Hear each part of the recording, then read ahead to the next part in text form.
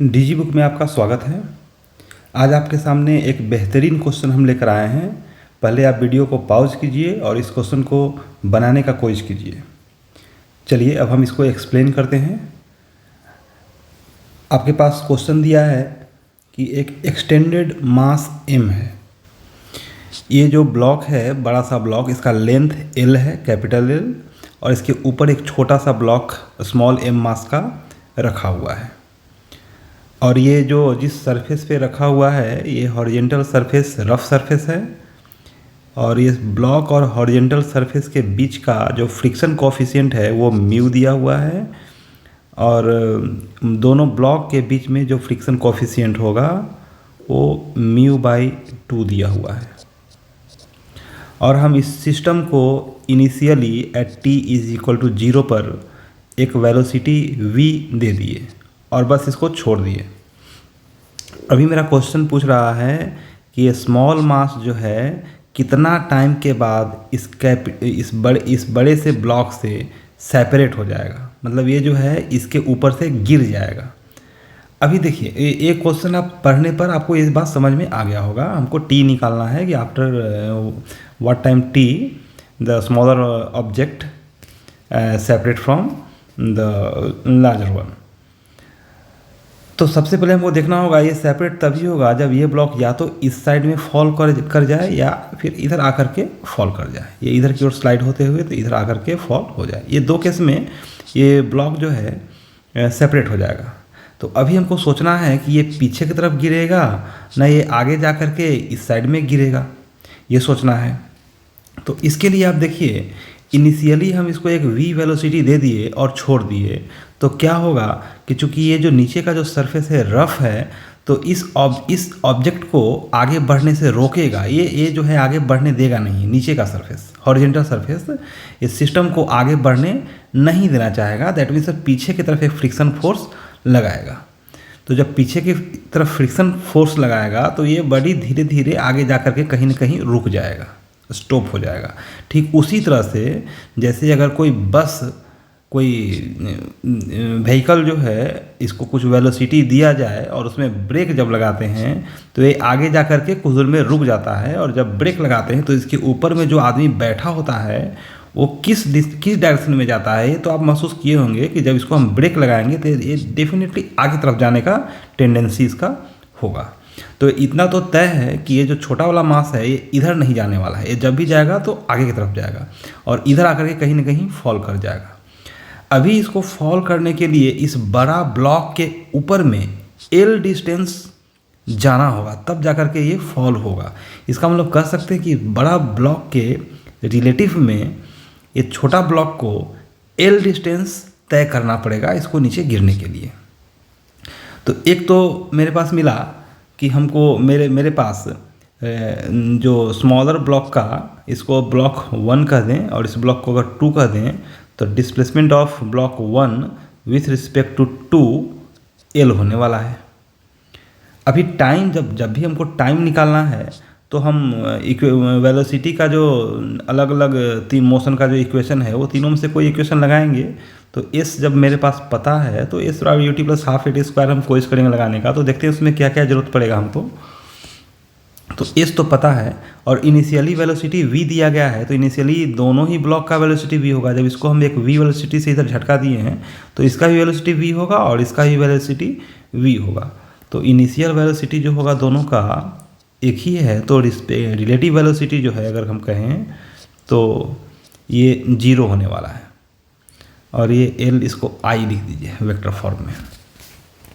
आगे हम देखते हैं एक्सेलरेशन की बात करें। अभी हमको एक्सेलरेशन का भी इस क्वेश्चन को बनाने में ज़रूरत पड़ेगा जो कि हमको पता नहीं है। अगर ये एक्सेलरेशन पता हो जाए तो हम फार्मूला लगा देंगे S1 का 2 के रिस्पेक्ट में = 1 का 2 के रिस्पेक्ट में टाइम प्लस हाफ A1 का 2 के रिस्पेक्ट में टाइम का स्क्वायर। और इस फार्मूला में हम डिफरेंट सभी का वैल्यू को पुट करके और t का वैल्यू हम निकाल सकते हैं। तो सबसे पहले मेरा काम है A निकालना, एक्सेलरेशन निकालना। तो चलिए एक्सेलरेशन निकालते हैं। एक्सेलरेशन निकालने के लिए क्या करना होगा अब ये सोचेंगे हम। एक्सेलरेशन निकालने के लिए मेरे पास होता है net force is equal to mass time acceleration. ये फोर्स हम ये इक्वेशन हम लगा करके एक्सेलरेशन निकाल सकते हैं। तो इसके लिए हमको नेट फोर्स चाहिए। तो नेट फोर्स निकालने के लिए जैसा आप पढ़े हैं पहले भी कि अगर नेट फोर्स निकालना है तो उसका फ्री बॉडी डायग्राम हमको बनाना होता है। तो चलिए दोनों का फ्री बॉडी डायग्राम हम अलग अलग बनाते हैं। तो देखिए एक पहले बड़ा ब्लॉक को हम लेते हैं, किसी को ले सकते हैं, ऐसा कोई ये नहीं है कि बड़ा ब्लॉक को ही लेना है। अभी देखिए जब ये बड़ा ब्लॉक आगे की तरफ जा रहा है तो इसका फ्रिक्शन फोर्स तो पीछे की ओर लगना चाहिए, इसको हम F2 कह देते हैं। और इसके ऊपर में जो छोटा सा ब्लॉक रखा हुआ है इसका टेंडेंसी है इधर की ओर जाने का। तो ये जो छोटा वाला ब्लॉक है चाहेगा कि बड़ा वाला ब्लॉक को भी इधर की ओर खींचना शुरू कर दें। तो इसका मतलब ये छोटा जो ब्लॉक है इस बड़ा ब्लॉक के ऊपर में इस डायरेक्शन में एक फ्रिक्शन फोर्स लगाएगा, अगर इसको हम F1 कह देते हैं।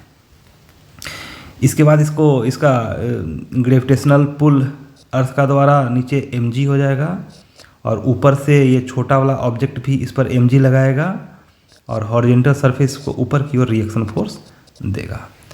अगर इसको हम बैलेंस करके फोर्स इक्वेशन को लिखें तो वर्टिकल डायरेक्शन में लिख सकते हैं R is equal to m plus m into g. और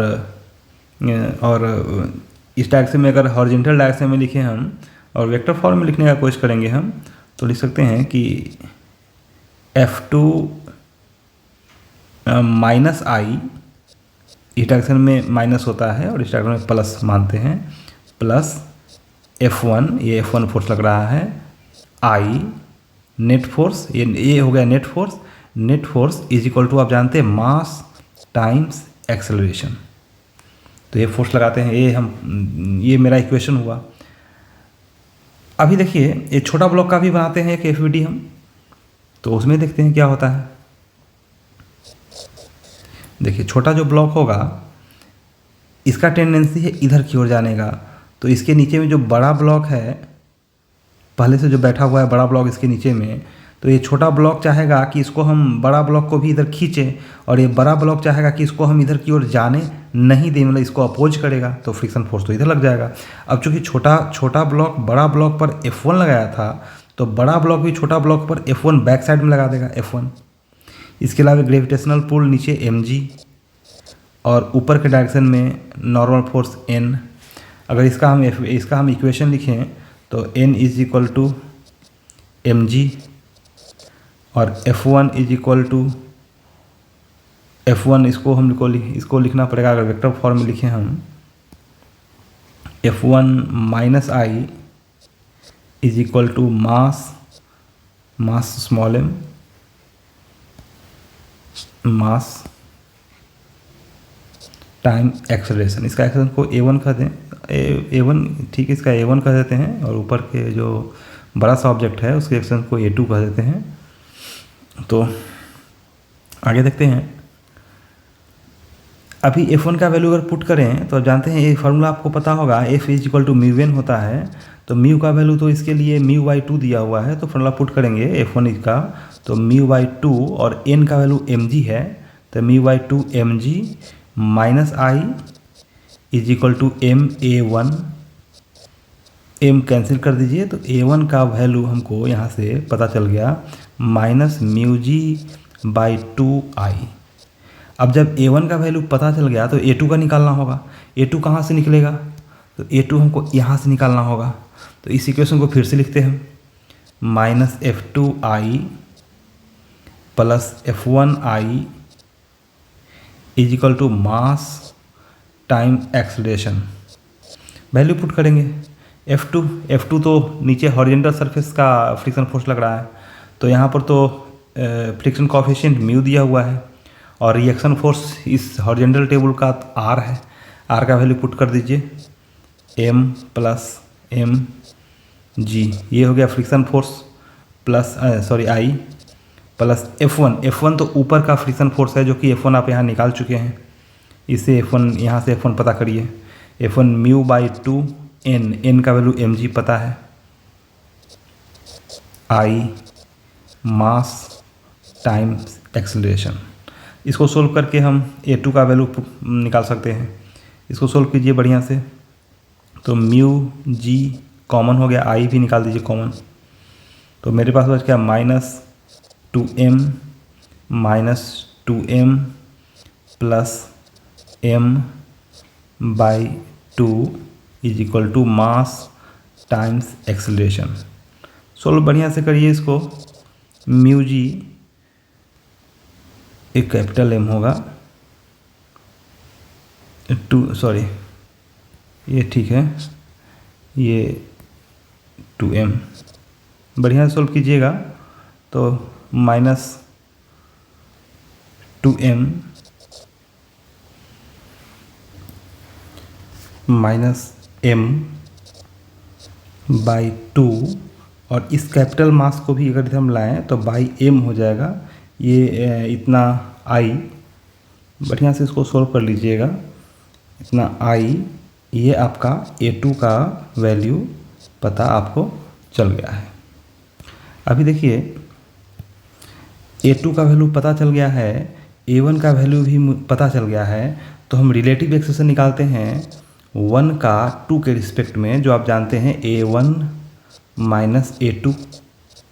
अभी से वैल्यू अगर पुट कर दें तो A1 का वैल्यू आपको पता है -μg/2i माइनस A2 का वैल्यू भी आपको पता अभी हो गया है μg/2m -2m -mi। अभी इसको सोल्व कर देंगे बढ़िया से तो -μg/2i ये कॉमन हो गया, तो m -2m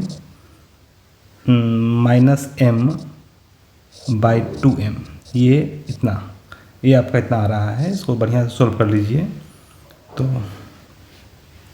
तो देख सकते हैं A1 का 2 के रिस्पेक्ट में आपका मिल गया -μg/2i -m। इसको बढ़िया से लिख लीजिए μg/2m + mi। ये एक्सप्रेशन निकल गया। अभी जैसा कि हमने यहाँ पर एक आपका ये जो हम बताए थे कैसे निकालना है, अब इस फार्मूला को S12 का फार्मूला को पुट कर दीजिए। S12 = U12t + ½ A12t² vector form में लिख दें। S12 का वैल्यू आप निकाल चुके हैं, देख लीजिए यहाँ से ये वैल्यू है S12 का, सारा वैल्यू तो पुट कर दीजिए इस फार्मूला में। तो L = Li, सर इसको बढ़िया से लिखिए Li,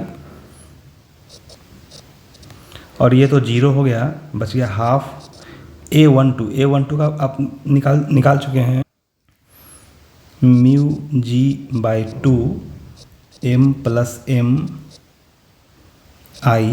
mi/t²। अब इसको सोल्व कर लीजिए। आप t का वैल्यू देख रहे हैं, आपका आ जाएगा 4, सॉरी कुछ इसमें मिस हो रहा है, शायद ये नीचे m छूट गया है, m यहाँ छूट गया है।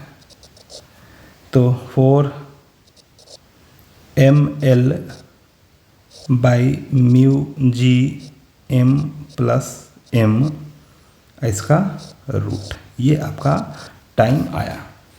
तो हम इस क्वेश्चन से यही सीखना चाह रहे हैं कि जब भी कोई भी क्वेश्चन आपके सामने आता है तो सबसे पहले क्वेश्चन को पढ़ें कि क्वेश्चन क्या निकालना है, और उसके बाद जो है आप उसको सोल्व करने के लिए सोचें कि इसको पहले क्या क्या हमको निकालना है, उसके बाद ही क्वेश्चन सोल्व होगा। जैसे मैंने यहाँ पर देख रहा है कि पहले हमको इसका अगर टाइम निकालना है तो उसके लिए एस चाहिए, यू चाहिए, ए चाहिए, तब ये फॉर्मूला लग पाएगा। अब इसमें जो हम रिक्वायरमेंट है उसको पहले निकालना होगा। अगर ये सारे हमको पता चल जाते हैं तो फिर इस फॉर्मूला का टाइम निकल जाएगा। तो इस तरह से आप क्वेश्चन को बनाने का कोई भी एक बेसिक तरीका है बनाने का, और बेसिक तरीका हमेशा ही आदमी को सीखते रहना चाहिए। चलिए तब तक के लिए आप कोशिश करते रहें, और अगर आपके पास कोई क्वेश्चन है या कोई डाउट है तो शेयर करें मेरे साथ, हम उसको सोल्व करने का कोशिश करेंगे। चलिए धन्यवाद।